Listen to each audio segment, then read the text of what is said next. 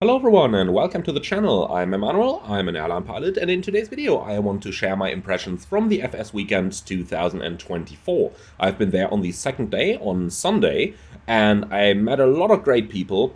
Now, you noticed that I'm recording this in the FlyByWire Airbus A320neo, and the reason for that is that I met a lot of the great FlyByWire people over there. I had the chance to fly their A380.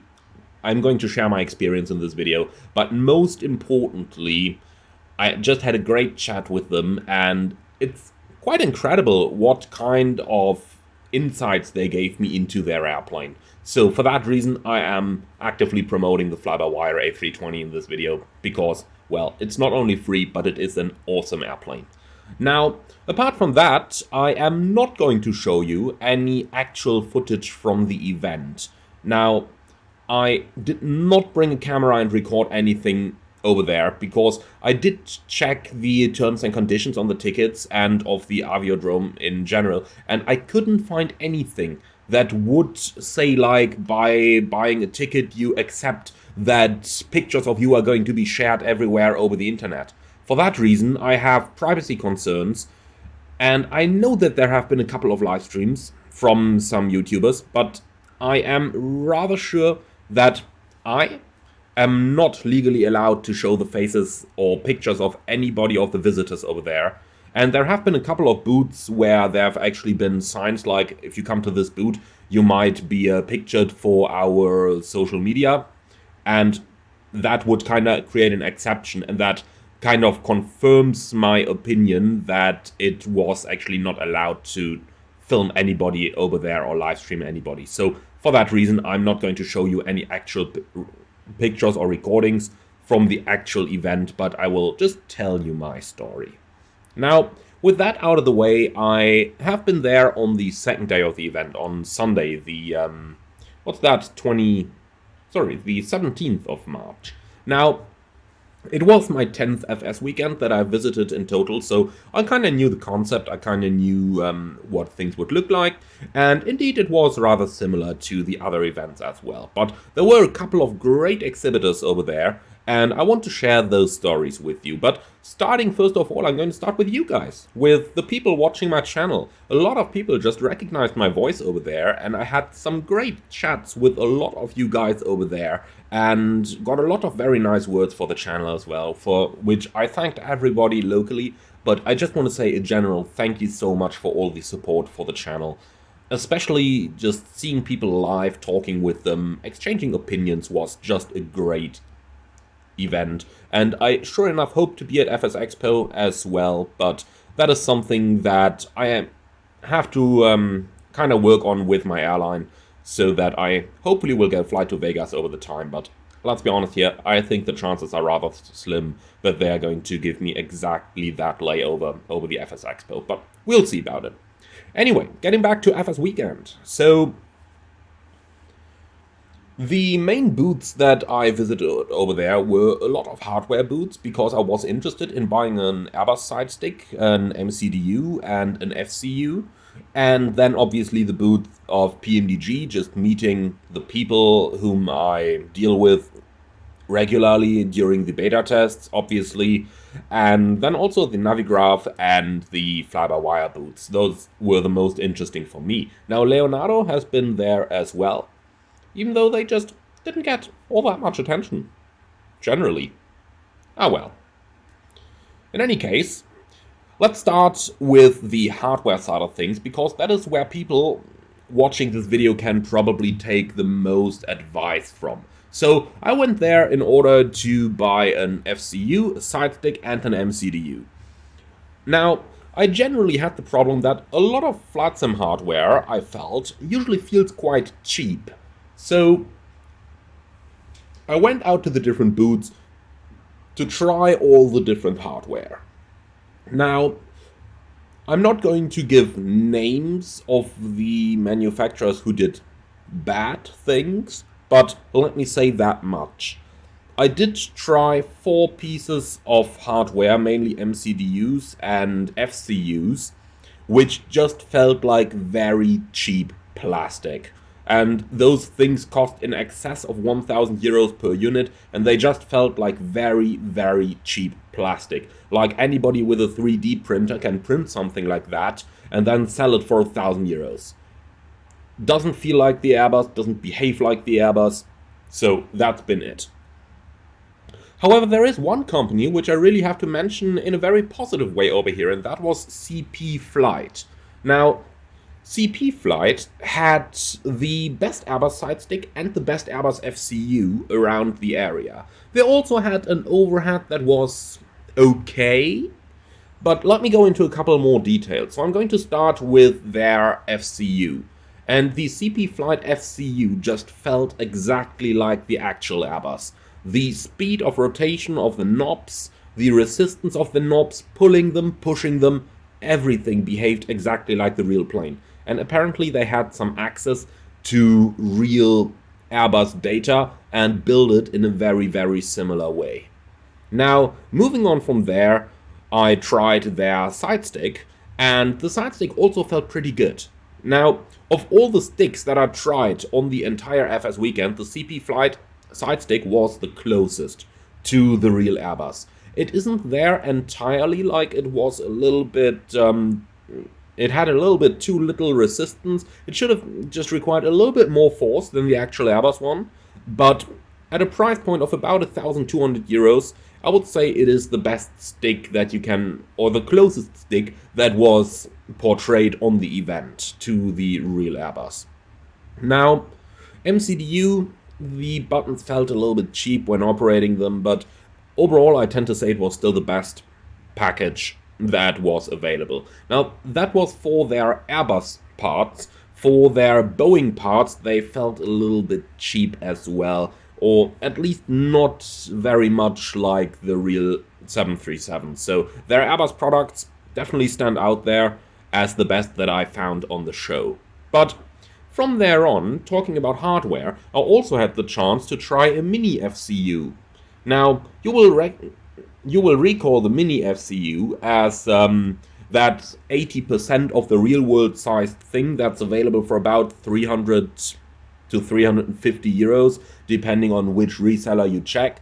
And I had the chance to try that one, and I was very positively surprised that it actually feels pretty close. Not exactly there, but we're talking about a 300 euro product here compared to the 1,000 above products, which often felt much worse than the actual mini FCU.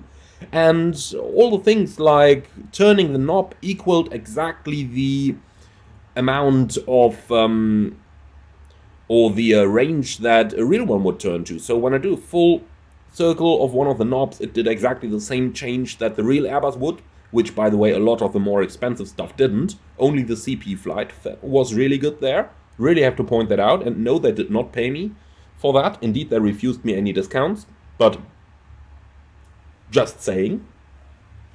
And overall, the mini FCU, in my opinion, really stood out over there, and I actually bought one. For the full price, obviously, no discounts for reviewers or anything.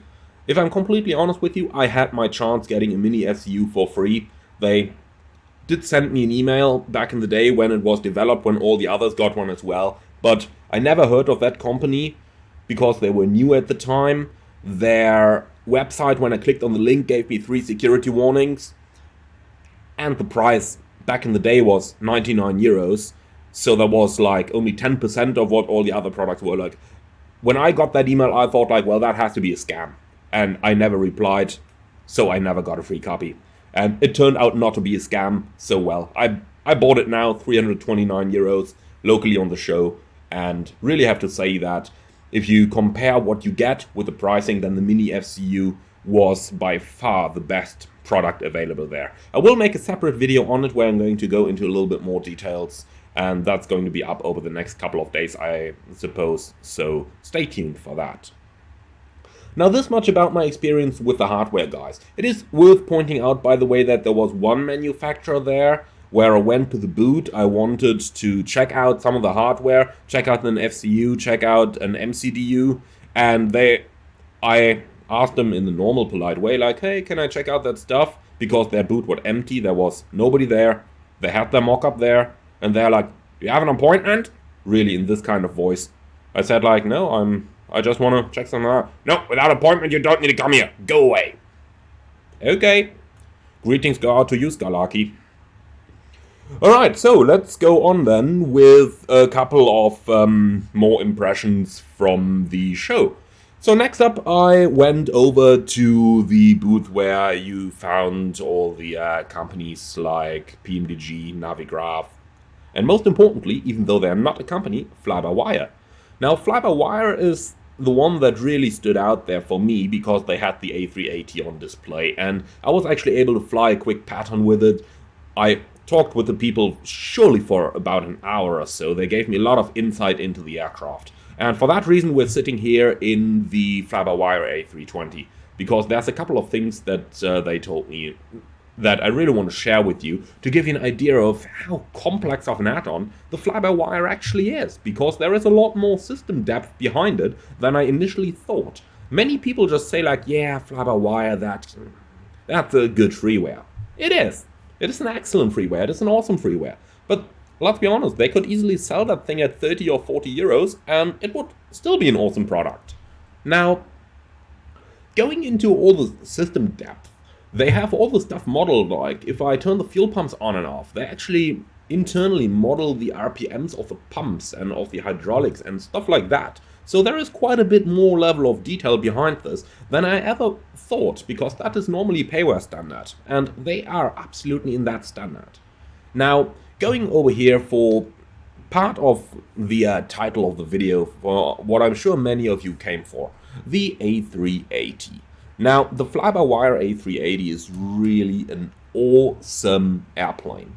It's looking great. You've seen the trailer, I can tell you that much. It does look just that good when you actually have it in your sim. So it looks pretty similar to the A320 in terms of level of quality, but it actually surpasses it. So they did add more details, they made it better looking. It's really looking good. But the most important thing, it flies awesome. So I did a quick traffic pattern there, taking off Frankfurt runway 18, did a pattern visual approach back to runway 25 center, and the thing just flew the way I expected it to fly. Now, I do have some experience in A320 simulators. I do obviously have experience with the A330, and what many pilots say is that the A330 and 340s are kinda the most laggy ones when flying them. They have the most delay and feeling of inertia to them, and the A380 and A350 actually have a little bit less of that. Now, at this point, it is worth pointing out that the FlyByWire of the A330 is what gives it that feeling of inertia. It's not the actual plane. When you fly it in direct yaw, it responds pretty immediate, similar to, a 737. So, responds really, really good. But when you have normal yaw on the flight controls, then there's a little input lag, a little stuff like that. Airbus gave it that feeling of inertia with the FlyByWire that normally wouldn't even be there in the plane. Now, with the A380, they reduced that a little bit. That is what many actual pilots on type say. They reduced that a little bit to make it a little bit more agile. And many pilots actually commend the A380 for being a very agile airplane. And that is exactly what the FlyByWire felt like. So my feeling of flying it, my feeling of complete manual flight, all the automation off, just bird on, fly visual approach down there, 25 center in Frankfurt, was really awesome. That thing flies very well. They also gave a nice demonstration of the flight management system, which is working really, really well. They did an awesome job on that. And I also talked quite a bit with some of the developers who did some of the systems, like one guy doing electrics, doing hydraulics and stuff like that. Also talked about the fuel system of the A380 quite a bit, which is quite a complex thing with, I believe it was 10 tanks, just the trim tank, 18 tons of fuel, stuff like that. So really an impressive aircraft. And all I can say is, people ask me a lot, which airplane am I looking forward to the most for Flight Simulator? And I have to revise my previous opinion. Obviously, the 777 is out of that equation since I am testing the beta already. So that is not looking forward to for me, but that is present time for me. So I am going to put that out of the equation. And with all the other aircraft that are currently announced for the sim, I honestly gotta say the FlyByWire A380 is the one that I'm looking forward to the most right now. It really was awesome to see it on the show at FS Weekend. It's obviously been a little bit of work in progress still. You can't see certain aspects of it that are work in progress, no doubt about that. But honestly gotta tell you that it has a huge potential. It could easily be sold as payware. It will not, don't worry about that. But I'm just saying I would be totally happy to pay 50 or 60 bucks for that, and it would be an awesome airplane. So I'm really looking forward to that. Now, going from there on, I also had a very interesting experience at the Navigraph booth. Now, you guys know that I'm a Navigraph ambassador, and that therefore I am affiliated with them. So keeping that in mind, obviously I had a great chat with all the people, I had a great chat with their CEO, talked about some future plans and what's coming up. Now, I can't share everything of that, but all I can tell you is what I saw was really great. And I even learned a new feature in their present app that I didn't even know existed.